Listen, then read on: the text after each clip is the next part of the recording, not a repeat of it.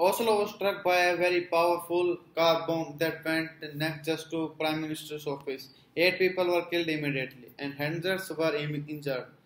Panic struck Norwegians and they have been thinking why they have been attacked by Islamic jihadists. They searched and they discovered many reasons. They found that Norway had been contributing troops to the NATO war effect.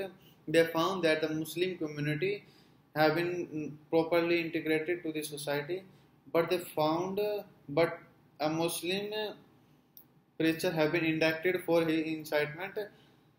There was another attack, a simultaneous attack that happened a couple hours later in a school summer camp, where 69 people were shot dead, including personal friends of Prime Minister and some of the members of the royal family. And of course, a name starting popping up. This was had to be a jihadist attack, a responsibility, some Al Qaeda, new name starting popping up. But ironically, it was none of that. This entire attack was the handiwork of one man, whose name was Anders Breivik, and he was a Norwegian. And he hated Muslim, and he actually protesting against multiculturalist policies of the Norwegian government. My second story is about this man. He goes by the name Salim Durrani. He has many names. He operated in the valley for about 10 years. He moves in and out. The fences and the boundaries were never a problem for him. He has a price on his head when he was operated in the valley. And he is known to personally responsible for the 2 to 3, 4 dozen young men. He is also a devout Muslim. He prays 5 times a day. He has his AK-47 next to him like a true warrior. Each time he prays, wherever he sleeps, never sleeps in the same place twice. Salim Durrani is Mike Smith from the Indian Army. This is the picture of him when he was major serving in the valley. Between him, his father, 3 generations, they have contributed 8 uniform services. And between them, they hold 6 gallantry awards and 2 commendation cards. The young lad that you see sitting on the left is Salim's son, who is now planning to join the Indian Army and continue family tradition for 4th generation to serve this country. Now, when I told you these 2 stories, your mind instantly jumped to a conclusion that was wrong. You thought Salim Durrani when I began as Muslim AK-47 Valley, and your mind jumps to a conclusion which was wrong. We do that very often. We take information that coming to our brain and we stereotype that. And why do we do that? Why? Because we are people. Turns out because we are just people. And our brains are still evolving over millions of years of evolution, and incapable of all these inputs that come to us. Hundreds of input come to us in every second. So our mind filter them in some sort of patterns and jumps to a conclusion on these pieces of information. Now let me give you an example. Until I say this sentence, you were unaware of the feeling of your touch of your thighs on your seat, or the touch of your arm on armrest, or the faint hum of the air conditioner in this auditorium. Now, when I say this sentence, those information were out there, and your mind jumps to this judgment. But until I say these sentences, your mind, those information were in your brain, but being filtered out. That's the way our mind works at times. It just takes 2 to 3 pieces of data and quickly jumps to a conclusion. Let's solve that too with another example. Solve this math puzzle. Suppose there is a racket and a ball which together cost 110 rupees. The racket and ball together cost 100 rupees more than the ball. The racket cost 100 rupees more than the ball. What is the price of the ball? Now all of us who got it as 10 just witnessed a way in which our brain takes information and jumps to the wrong conclusion. The answer is 5. The price of the ball is 5. The racket price is 105. That is why the racket is 100 rupees more than the ball. But when you heard 110, then your mind jumps to a conclusion that the price must be 10. Now, second feature of our stereotype thinking is we usually think of the worst case scenario.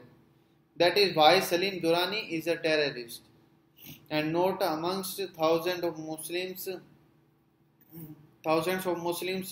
officers and soldiers who served in the Indian Armed Forces.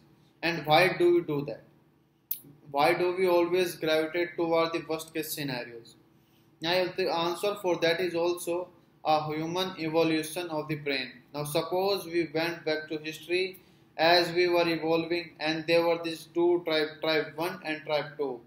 And tribe 1 consisted of brave, fearless warriors, and they would see a mammoth and they say, I would take on this mammoth by myself. They come to a chasm and they say, I run and jump to and flap their wings and get across. They see a bright fruit and say, eat it without thinking the consequences. And there is tribe 2 who says, when they say a mammoth, why I can't take on this mammoth, my son need to go and get some people, and they come to a chasm, go to the other sons and they sow this fruit and say, you know what, I will stick to my boring banana. Whose descendant do you think we are? Tribe 1 or tribe 2? Tribe 1 didn't have descendant, they died.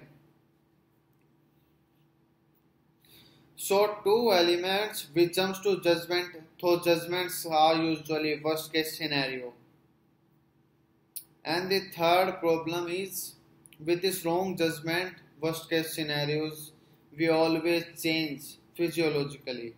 Our mind changes the way we behave biologically. Let me show that to you with another example. How many of you seen the movie Black? It was a sad movie. How many of you cried during the movie? Why did you cry? Amitabh Bachchan was making tons of millions. Rani Mukherjee is not blind. There is lot happening in the screen. None of it is true. But we still crying because our reptilian brain didn't realize the difference between fact, fiction, and starting physiologically feeling sad. Physiologically taking decision in the emotional state of mind. Now, for those of you who didn't see the movie Black or were too much not to cry during the movie, I want you to visualize one more example. I want you to visualize that I'm asking you to open your mouth. Don't open your mouth, just visualize that I'm asking you to open your mouth and stick out your tongue. Now, tongue is stuck out, your mouth is open. I've got a lemon in my hand and I'm squeezing it that on the top tip of your tongue. And that juice is going down. Why are you salivating? There is no lemon in my hand. There is nothing in my hand. But again, your reptilian brain doesn't know that when you hear these words, lemon, lime, going, you can't stop salivating.